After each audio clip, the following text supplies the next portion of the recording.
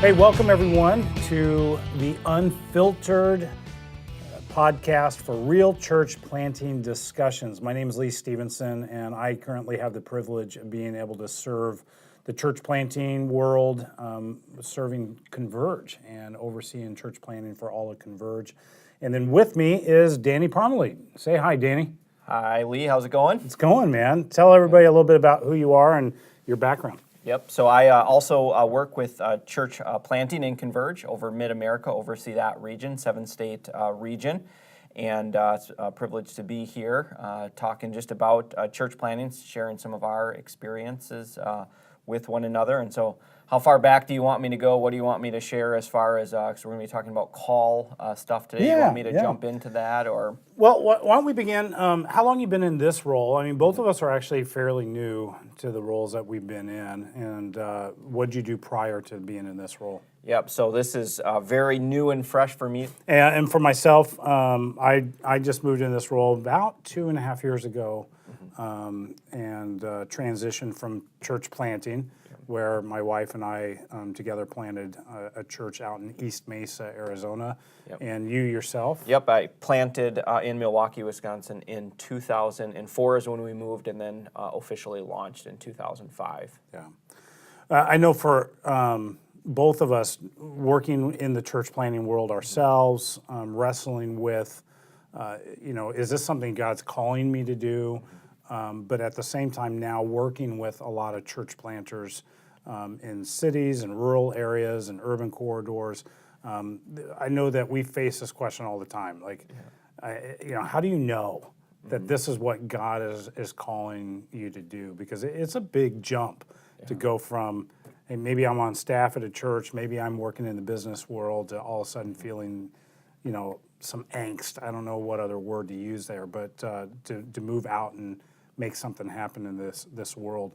What was the journey that God took you guys on that kind of solidified that, yes, I'm absolutely, this is what God has called us to do? Yeah, I'd love to share a little of my story, and I always preface my story by saying that each planter's call is different and unique, and obviously if you're listening to this podcast, then more than likely you're at least asking that question somewhat. So I, like I say, kind of disclaim it in that way because each person's story is different. But for me, I kind of had a radical conversion, came to Christ, surrendered my life to Christ in college, my freshman year. I'd gotten involved with a campus ministry called Crew. Mm-hmm. And shortly after that, though, I ended up going to a church and got involved in this church. And it was a church plant that was planting churches, and kind of had my call to ministry as a combination of both being in that campus ministry, but then also being involved in this church. And for me, in my call, kind of the time period I can even very vividly remember is the pastor of that church, his name was Steve Johnson, looked at me in the hallway and pointed at me and said, "I think you should be a church planter." And then he just kept on walking. And for him, maybe, I'm not sure if he even remembers that moment or not, but God really did use that in my life to go, oh my goodness, maybe God is calling me. I'm immersed in this church that is about planting other churches. Maybe I am, that's my call to ministry. There's not just, I had already felt called to ministry, but specifically to church planting. And so that's really what, for me, kind of just began the process of asking some of those questions, like, why did he say that? What were the different things that he saw in me? So, of course, I did ask him later, saying, hey, why did you say that? What were some of the different things that you were noticing? Now, you weren't on staff yet. I was not on staff at this church. So he had seen... because I started stepping into some leadership positions at Crew, and he would speak at Crew once in a while. But he saw, I was a student president, and I was kind of leading Crew at that time. And so I think what he reflected back to me was that he was observing some of those entrepreneurial, some of those gathering types of qualities, some of the different maybe speaking qualities, and of course because he was a pastor, that he was a church planter himself and heavily invested in church planting, over time he was able to kind of even maybe just, it wasn't like just this declarative statement, you've got to be a church planter, but I think that, again, that God really was even in some ways using his prophetic voice to kind of stir in me that call to church planting. So honestly, for me, that really just kind of began the process of me bringing that really before God and in my own prayer life. Now, I'm single at this time. I'm a sophomore in college, involved in ministry. I switched my major from elementary education to religious studies, so just started to kind of prepare myself for ministry. And then for me, the next step was going to seminary. I'd gotten married in right after college. My wife and I, well, we graduated from college, got married, and then I went to Bethel Seminary, and really continued down that path because that's really it was kind of like just continuing to kind of step through the process of that, going to seminary, getting the tools. And then I also then did an internship with a church plant as one of my things while I was at Bethel. And for me, each one of these things was going to either be a confirmation or to kind of steer me in the other direction. And as I was taking some of those different steps, it was kind of continuing to confirm in my own heart. That's what brought me alive, and I was seeing those gifts and abilities kind of come together, both in my classes, the things that I was studying, and then especially the internship as well. Being able to be part of a church plant from the ground up.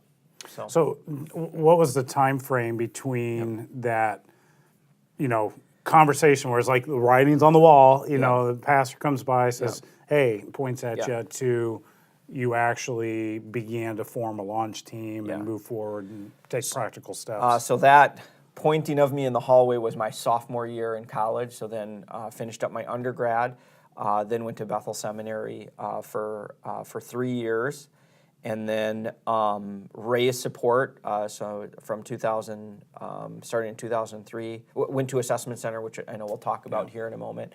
Went through the Assessment Center, and then after going to the Assessment Center, 2004. So. Okay. So you're about Don't ask me to do the math, but five, 6 years-ish. Definitely, so it wasn't like, hey, I feel called to plant a church, so I'm going to start tomorrow. Yeah, so it wasn't an overnight, No. bang, we're now starting a church type of thing. Was there major hard conversations that took place between you and your wife when it came to, sensing her call to this as well? How would you approach that? Yeah, so I love sharing this story so much. So when I really first had that encounter with the lead pastor saying, hey, I think you may be a church planter and just definitely a pastor. I had just met my wife that year, and she was involved with InterVarsity, and we had just started a little bit of a friendship. And I told her that I felt called to full-time ministry and more than likely church planting. And that just about ruined my chances of ever dating her. She wanted nothing to do with that. She didn't want to be a pastor's wife. She didn't want to play the piano, do children's ministry, or do tea and crumpets. Yeah, the classic. So she was like, don't want that. Also, a bigger thing is that she grew up poor, homeless even at times. And everything that she knew about ministry and church planting was that there's no resources. You're just going to be poor for the rest of your life. So actually, the pastor and his wife had both of us over for dinner. And it said, you know what, church planting is so awesome. You're going to see God provide. I remember we didn't have any money, but there would be that bag of groceries that God would provide. I'm like, you are ruining me here. Yes, you are ruining my chances with. But it was really cool to see God work even in my wife's life, or girlfriend at the time, to eventually come to this place where she was recognizing, seeing these things. And honestly, her call had to be equivalent. She didn't have to say yes to dating me or to get engaged or to get married, because she knew that was really the trajectory that we were on. And so, she did say yes, and we'll talk about family stuff later. I'm not saying that there wasn't reluctance or fear, or sometimes just really a lot of questioning, because like I said, that was a number of years before we even launched, and then before we even had stability. And so for her, always having that fear of stability is something that really did play into even our own marriage, which again, we'll talk about that in future episodes. No, that's fantastic. Yeah, everybody seems to have a unique call that God does. And I've never heard one pastor or one planter's call into ministry seem the same as the next. I mean, I know in our lives, I grew up as a pastor's kid, so faith was a pretty easy thing.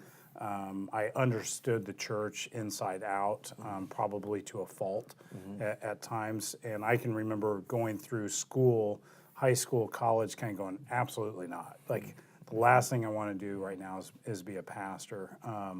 And God just recklessly challenged me, began to move in my heart. Felt like God was calling me into ministry, began that path, was a youth pastor. Youth pastored for almost 6 years at this one church, and I'm newly married.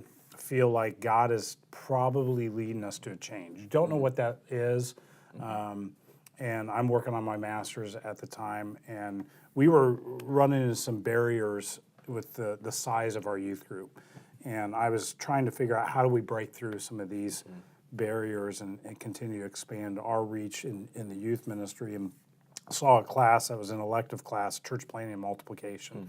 Well, I was thinking multiplication. I had no thought at all about the church planting side of things. And I to this day, it still rocks me at core that I remember the prof standing up. The very first sentence out of his mouth was, the most effective way to reach people for Jesus is to plant a church. And there was like, use the old Bill Hybels thing, the holy discontent that rose up, where I got angry. I was mad going, I've never heard this. Like, I'm working on my second Bible degree, grown up in the church my whole life, and have never heard this. And if this is true, why aren't we doing this? And I was just intrigued. Like, I mean, the hook was sunk at that point in the fish's mouth, and I could not get enough. And I remember going up to my professors. It was like a week intensive. They were adjunct professors, and I said, I know you guys are busy. I know you're probably exhausted, but would you guys come over to our apartment and have dinner with my wife and I and just talk to us more about this? We're just full of questions. And one thing led to the next, and we're going, I think we're called to plant a church. And I remember coming home when the class was all done, and I looked at my wife and I said, I think God's calling me to plant a church. And she goes, oh no. It's like the reality sets in. And I think she understood it too, because she's a PK. Her dad's actually planted 2 churches. And so she understood what this is going to entail and the long journey ahead of what us. was her, oh no, like what was her personal experience with church planting from a child's perspective? Both of them were positive. She had great positive perspective. Both of the church plants were successful, but I think she understood the challenge and the amount of effort and energy that has to go into it is extreme. I mean, like the one church that they planted. They started in a Italian restaurant, and she tells stories like after church service was over, we stayed and we filled salt shakers, just to keep things going well. And she talks about having to put up sheets over the bar on Sunday mornings, and she was running one of the kids' classrooms as a 12-year-old. That those were just, but it was still positive. But she understood the reality of the challenge that was set before us. We began to pray and just say, God, if this is what you're calling us to do, show us. Like, we really didn't know what else to do at that point. And within a week of us began praying, we had somebody called and say, hey, have you ever thought about church planting? And I remember I was wigging out. Like, I was like, is somebody bugging our apartment? Like we haven't told anybody this. And that made us kind of go, okay, I think this is something serious that God is doing. And how should we approach this? And we just began to write a list. Like, if we were to start a church our way, how would we do it? And we began to put all these pieces on a piece of paper. And some of them were like, I wanted to be on a larger church staff for a season, because I'd never been on a staff of a church or seen how a church over 1,000 people operated. It was a foreign world to me. And we wanted a season where we were really focused on college age or post-college age adults. And part of, because of my present church situation, that was just a passion for me. And we just began to pray through this list. And 2 weeks later, God ordained a conversation where a pastor called me in Arizona and said, Lee, we'd like to talk to you about X, Y, Z. And everything that they mentioned was on our list. And the big thing was, we want you to plant a church after 5 years of being helping us in these areas, and we just looked at each other and went, this is so obvious that this is what God is calling us. So we moved 2004 to Mesa, Arizona, with the ambition and the goal of starting a church, but didn't see that church begin until 5 years later. And so it was a long process as well, trying to understand the culture and see what God was doing. When you think of planters walking through their call, what are similarities that you see between pastors and a planter's call? And let's talk for a moment about advice that we give to guys as well when it comes to processing that call. How do you process? Is this bad pizza that I ate the night before? Is this something that God's actually doing in our lives right now? I do think that one of the maybe themes that I do hear quite a bit is wrestling. In the sense that there's maybe this intrigue, even kind of like you said, or I said, like, wow, that's something really awesome. But then when the reality sets in of what you're actually being called to, there is a little bit of a wrestle. Wait, is this me? Is it not? Do I have what it takes? Should I? I just call it the crap moment. We all have that moment. It's like, crap, is this real? I mean, it's different than like, you're called to this like amazing, awesome thing, and there's going to be this red carpet that's rolled out in front of you. That is definitely not church planting. So I think that wrestling. The other thing that you said from your story, which I think is a common theme that I hear, which can have a shadow side to it, is holy discontent. So I want to talk about that a little bit.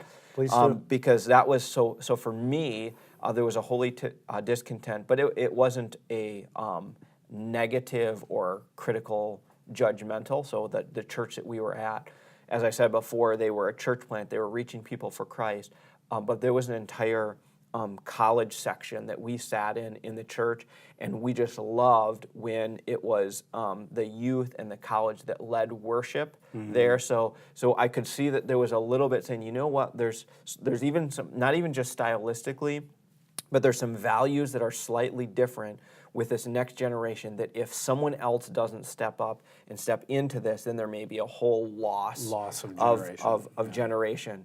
Now, I've also seen, and I'm sure you have too, of guys that are just judgmental thinking, and there's this pride and ego-driven, like, I can just do this better. I can preach better. I can do this cooler, yada, yada, yada. And to be honest, a lot of church planners do have that, and it's part of the way, I don't know, that God created, and yet there's the sinful side that I see that it just goes really bad really quick. So I don't know if you want to speak to that, kind of the holy discontent, and how there can be that godly, positive driven, but then there's also that sinful side to it. Yeah, I think it's so many things in our lives as leaders that you have to learn how to manage the tension.